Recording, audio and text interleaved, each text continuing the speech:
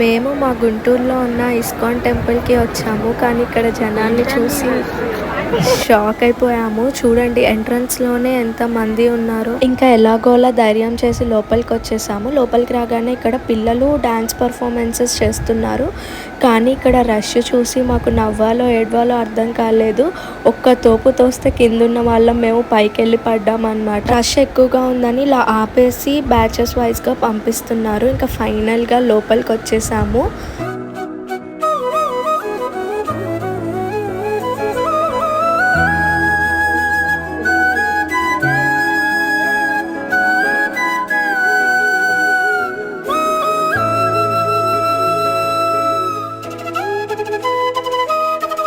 దర్శనం మాత్రం చాలా బాగా అయింది. దర్శనం అయ్యాక కాసేపు కూర్చొని వెళ్ళిపోయాము.